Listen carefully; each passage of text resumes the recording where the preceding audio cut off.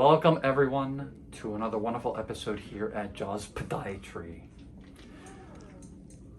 A very commonly seen clinical presentation, especially not that the patient is diabetic, but in the diabetic population, I would say 80% of these, what I'm going to show you guys, this clinical presentation, I would say more so in the elderly population, even though the younger crowd can actually also develop these interdigital lesions. At first glance, it may seem like a callus, but once you debride that callus, you may find an ulceration. This patient presented a week ago, 2 weeks ago, with severe pain and a huge callus to the fourth interspace of the right foot. We debrided all the callus and we found an ulceration. Okay, the problem is, and it was definitely deep. Today is her follow-up visit from from the first time that she was here. It looks much better, but still the problem is, let's go ahead and show you guys. So, the problem is that this is a structural issue, right? It's not a hygiene issue, it's a structural problem. And the issue is, again, you see, today looks beautiful, looks really clean, but look in there. Let's turn the foot a little bit this way so people can actually see. There's an ulcer there, right in the back, right? So what I'm going to do today is a very old technique that I learned from one of my mentors. The trick is to, my goal is, again, save limbs, save lives. I want to make sure that we keep this toe, the fifth toe, away, right? Not there. That's a problem. All the humidity, all the moisture is accumulating. You guys see that, the white appearance. We don't want that. So what we're going to go ahead and do today is a really, really nifty, little technique to make sure that we can actually separate that toe kind of like there and allow the area to not only breathe a little bit better, but also to heal. It's a kissing lesion. There's bone there and it's kissing against this fourth toe here, like that. And that's the problem. So without further ado, let's do the little nifty trick. Okay, so we have a suture, okay? And what we're gonna go ahead and do is, patient is numb, okay? What we'll do is we'll throw the needle here, right? So just to give everyone an idea now, at this point, I can actually joystick the toe, right? So I can actually, put it exactly where I want, and that's exactly what we're gonna go ahead and do. Okay, so again, try this up so that everyone can actually see, right? And we'll take our little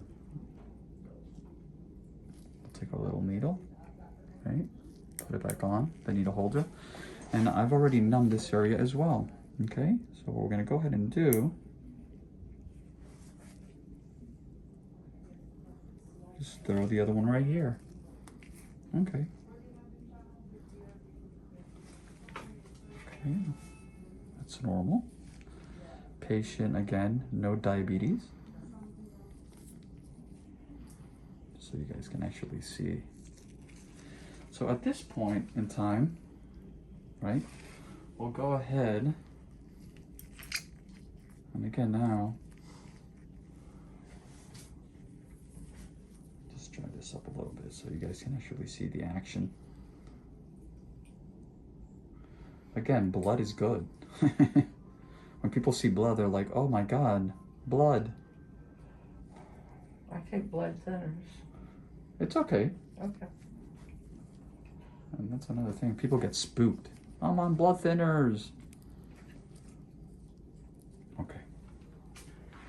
So basically, at this point now, we can actually, you see?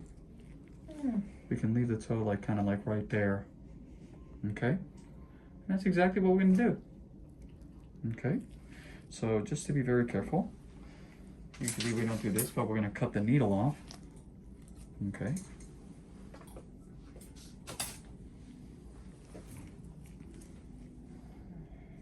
Now we can actually, decide what we want to do. We usually we'll throw a little knot.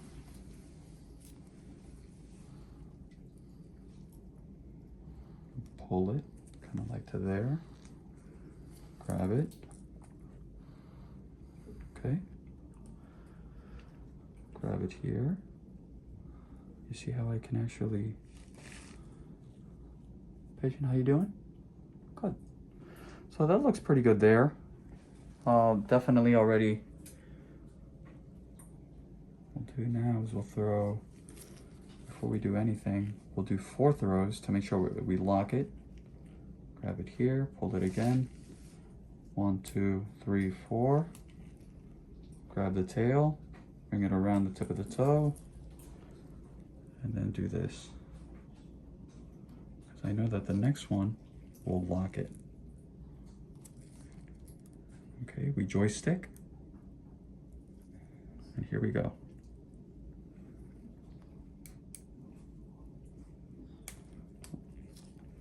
It's okay.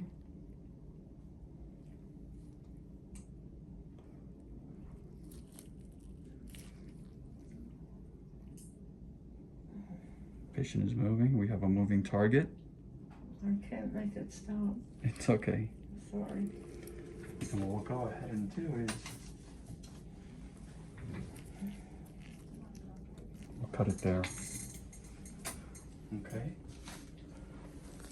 So now let me just clean so you guys got a good view here. And now the toe, you see? When we load the foot, the toe before was all the way over here. You see that? And the reason why I left it a little bit loose is because I don't want it too tight, because I know the minute that the patient puts her weight on the foot, if it's too tight, It'll bust. It'll bust. So there, I can actually see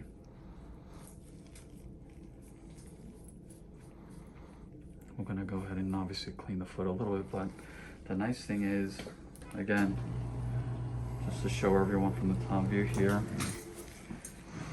see, before the toe was kissing against the fourth.